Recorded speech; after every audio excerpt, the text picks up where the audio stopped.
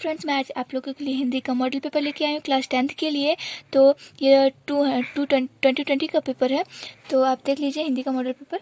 तो इसमें हम लोगों को 3 घंटे 15 मिनट मिलता है, जिसमें लिखा रहता है कि 15 मिनट विद्यार्थियों को प्रश्न पत्र पढ़ने के लिए निर्धारित किए गए हैं।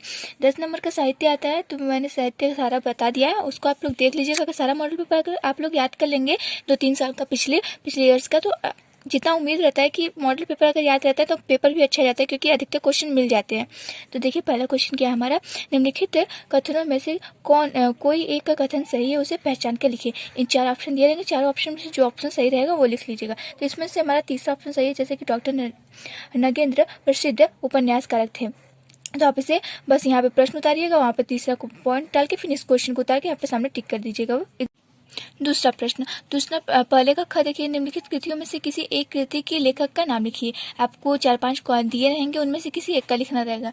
तो मैंने इसमें सबका लिख दिया, जैसे कि रसमीमांस शुक्ल जी का है, आचार्य रामचंद्र शुक्ल जी का है, झूठा सच यशपाल जी का है, गोदाम मुंशी प्रेमचंद्र जी का है, चंद्रगुप्त जयशंकर प्रसाद जी का है। तो आप लोग इसको याद कर लीजिएगा। फिर इसके ग है, दीपदान एकांकी के लेखक का नाम बताइए। तो इसके राम कुमार वर्मा जी हैं। 1 नंबर का ये भी रहता है। फिर ख, क्या भूलूं क्या याद करूं किस विधा पर आधारित रचना है। ये आत्मकथा पर आधारित रचना है, तो ये भी 1 नंबर का रहता है। अंग, शुक्ल युग के किसी एक पत्रिका का नाम लिखिए। तो वो चांद पत्रिका लिख लीजिएगा, 1 नंबर आपको मिल जाएगा। इस तरह आप 5 नंबर आराम से ले सकते हैं। साहित्य में अगर सारे क्वेश्चन सही से लिखेंगे तो उसको पूरा टोटल मार्क्स मिलते हैं, उसमें नंबर कटता नहीं है। तो दूसरा प्रश्न है, प्रश्न नंबर 1 में 5 क्वेश्चन थे और प्रश्न नंबर 2 का पहला। रीतिकाल की 2 विशेषताएं आप लिख लीजिए। रीतिकाल फिर ख, प्रकृतिवादी युग की कोई 2 प्रमुख कृतियों का उल्लेख कीजिए। और ग, गीतावली की कवि का नाम लिखिए। तो गीतावली की कवि का नाम तुलसीदास जी है। इस तरह 2, 2, 1, 5 यानी 5 नंबर का प्रश्न नंबर 2 भी रहता है। प्रश्न नंबर 3 में निम्नलिखित गद्यांशों में से किसी एक के नीचे दिए गए प्रश्नों के उत्तर दिए। इसमें दो ऑप्शन दिए रहेंगे अथवा करके। तो देखिए यहाँ पे 2 क्वेश्चन है, तो आप पहला क्वेश्चन ये पूरा पढ़िएगा, उसके बाद जो नीचे प्रश्न दिए रहेंगे उसको, इन सारे प्रश्नों का उत्तर इसी में से आपको खोज के लिखना रहेगा। तो इस पर देखिए दूसरा प्रश्न, या तो आपको पहला वाला क्वेश्चन करना होगा या तो इस क्वेश्चन को करना होगा। ऑप्शन में दोनों में से किसी एक को करना होगा। या तो उसको पढ़ के पूरा उसके क्वेश्चन का आंसर लिखिएगा, या तो इसको पढ़ के इसके सारे क्वेश्चन का आंसर लिखिएगा। तो प्रश्न नंबर 4 आता है हमारा। प्रश्न इसमें से किसी एक का ये इसमें आप लिखे रहेंगे, इसमें से भी वही, जैसे कि वो हमारा गद्य से था, ये पद्य से है। तो इन दोनों में से किसी एक का काव्य सौंदर्य लिखना है और इसकी व्याख्या करनी है इन दोनों में से। ये भी हमारा 5 नंबर का 6 नंबर का रहेगा। फिर उसके बाद आता है क्वेश्चन नंबर 5। प्रश्न नंबर 5 में लिखा है कि निम्नलिखित लेखकों में से किसी एक लेखक का जीवन परिचय दीजिए एवं उसकी किसी एक रचना का नाम लिखिए। तो आपको 3 ऑप्शन दिए रहेंगे, तीनों में से आपको जो याद रहेगा वो लिख लीजिएगा। जैसे जयशंकर प्रसाद, आचार्य रामचंद्र शुक्ल और रामधारी सिंह, इन तीनों मोस्ट इंपॉर्टेंट क्वेश्चन होते भी है। अधिकतर बच्चे इन तीनों का याद भी करते हैं, क्योंकि अधिकतर इन्हीं तीनों में से किसी न किसी का फंस ही जाता है। तो आप लोग याद कर लीजिएगा, कोशिश कीजिएगा जो अच्छे से याद हो, जैसे कि जयशंकर प्रसाद, आचार्य रामचंद्र शुक्ल, इन दोनों का अच्छे से याद होना चाहिए। रामधारी सिंह इनका भी इंपॉर्टेंट। अगर ये तीनों आपको अच्छे से याद है तो आपका जहाँ तक उम्मीद रहता है कि फंस जाएगा।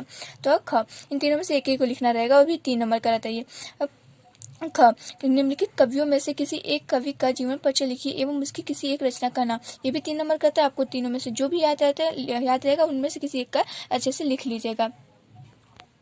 प्रश्न 5 हो गया। और प्रश्न नंबर 6 देखिए। निम्नलिखित का संदर्भ सहित हिंदी में अनुवाद कीजिए। आपको ये या इसका, इन दोनों में से किसी एक का, जिसका भी आपको आता होगा उनमें से किसी का संदर्भ सहित इसका अनुवाद कर लीजिएगा।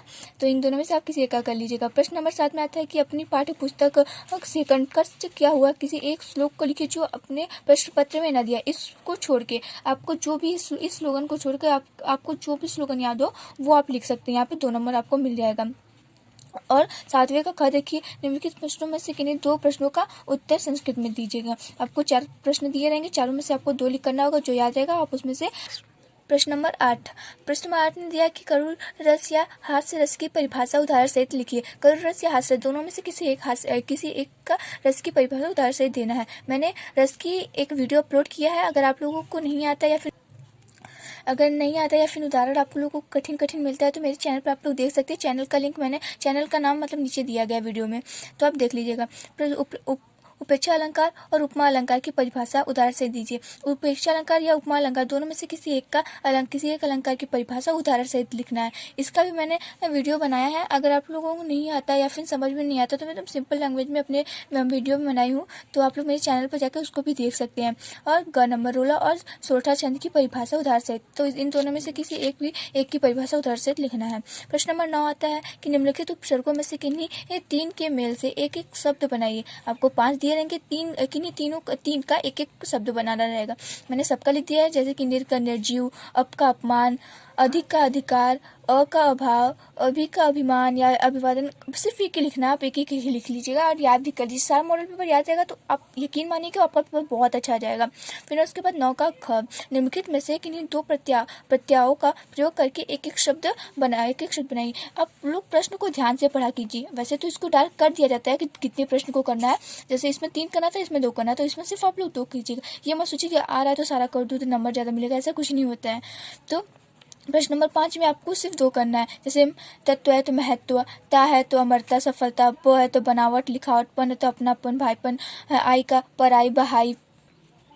इसका ग, निम्नलिखित में से किन्हीं दो की समाज विग्रह कीजिए। आपको 5 दिए रहेंगे, इसमें से 2 करना होगा। जैसे कि महा न, तो मैंने लिखा महा है एंड महान है, यहाँ पे न होगा कि महान है जो मानव। त्रिलोक मतलब 3 लोगों का समूह। इसी तरह इन सब में से आपको जो भी आता हो कर लीजिएगा।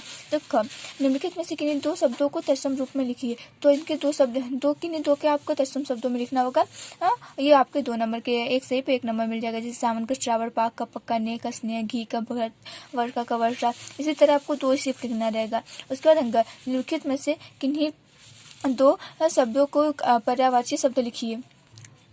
अंग में किन्हीं 2 शब्दों के लिए 2 शब्दों का 2 पर्यायवाची लिखना। जैसे पुत्र का वारिस होता है, कुल दीपक होता है, नदी का सरिता तटनी होता है, जल का नीर पे होता है, घोड़ा अश्व का घोड़ा होता है, आग का अग्नि धावक होता है। इस तरह आप लोग करके लिख लीजिए, का लिखना है।